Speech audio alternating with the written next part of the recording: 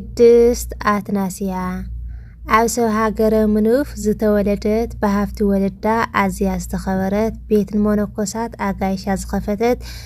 ቅድስት አትናስያ ሰናይ ዝሓሰበት እንተኾነ ጸላኢ ኩሉ ሰናያት ብኽፉእ ምኽሪ ኣውድቓ ኣብ ሓጢያት እቲ ናይ መላእኽቲ ዝነበረ ገዝኣ ተቐየረ ብቕጽበት ናብ ቤት ዝሙት ደኣ ኣቦታት ኣስቄጥስ ሰምዑ እሞ ሓዘኑ ንኣባ ዮሃንስ ሓጺር ለኣኹ ብእዋኑ بمزمور داويد إن زمرة أتو بعوي تبعات نتي ودقتا بخيا أغاننتي أو قسكي كصوتو رئيه مسبلا دنقصت لباد ما تسويه قويتايدو يقبلني إلى حاتوتو أو يقبلك إيلو أبسرا بؤو تنسيئة أسرو سعاوتو كاف غزاء وزيئة نعلم حدقتو بحادة معالتي نسهاد حنا تزرخبت قدست أتناسيا نايد حنتا معدي استبسرت قدست أتناسيا نايد حنتا معدي استبسرت نحاسة علت كلتا عرفتي قدست أتناسيا أيو بسم أب هو ولد ومنفس قدس هادو أملاك أمين بزعلت زي قدست أتناسيا زعرفت العلت انتخون إذا قدستي أدو زياء ولدا كابسو هاقر منف كوينم أزيم هفتامات نورو ولدا مسموتو سنة حسبت مو نسخع بيتا محدر مناكوساتن أنا جدن كتجورو إيو كمتي زحسوت تقع جبرت كسكا كله جنزة زود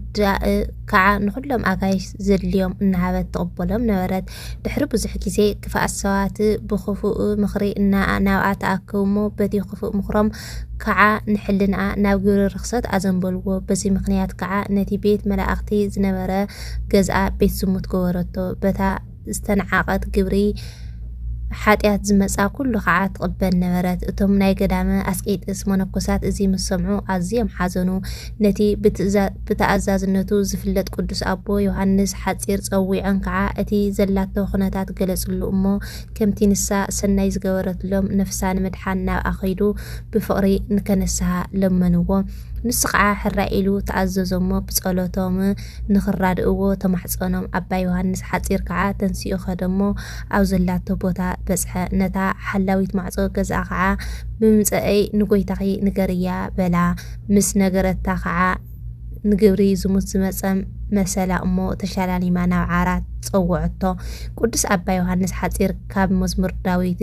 በትርኻን ምርኩስካን የጽንዐኒ እዩ ንስኻ ምሳኢኻሞ ከም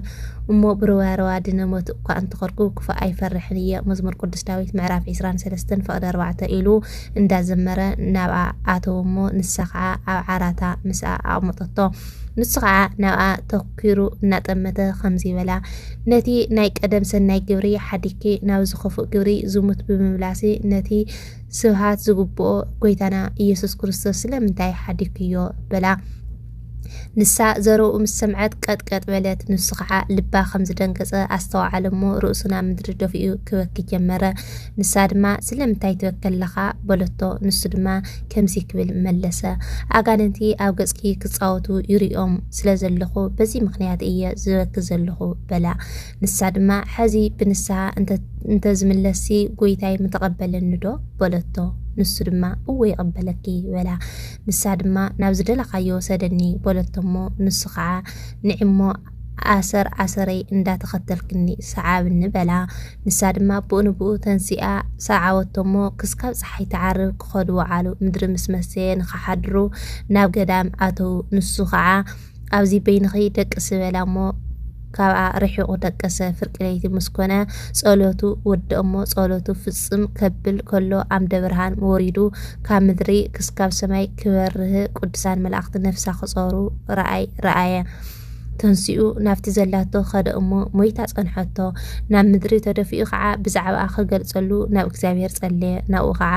ከምዚ ዝብል ቃል መጸ ካብቶም ብዙሕ ዓመታት ዝተነስሁ ንላዕሊ ካፍታ ካብ ገዝኣ ዝወፀትላ ግዜ ጀሚሩ እግዚኣብሔር ንስሓኣ ተቐቢሉላ እዩ ቅዱስ ዮሃንስ ሓጺር ከዓ ናፍቶም ቅዱሳን ኣረጋውያን ከይዱ እቲ ኩሉ ዝኾነ ነገሮም እሞ እቶም ቅዱሳን ከዓ መጺኦም ገኒዞም ቀበርዋ ብጣዕሚ ዝገርም እዩ ኣደና ቅድስት አትናስያሲ ናብ ገዳም እናኸደተን ከላሲ ኣገጣም ፍቲ ገዳም ገና ንስሓ ከይኣትየት እያ ሞይታ ማለት ዓሪፋ ካው ቅዱስ ዮሐንስ ሓፂር ድማ ንስሓ ዘይኣተወት ኣነሲ ካብ ገዝኣ ኣውፅየ ሕያስ ኣውዚ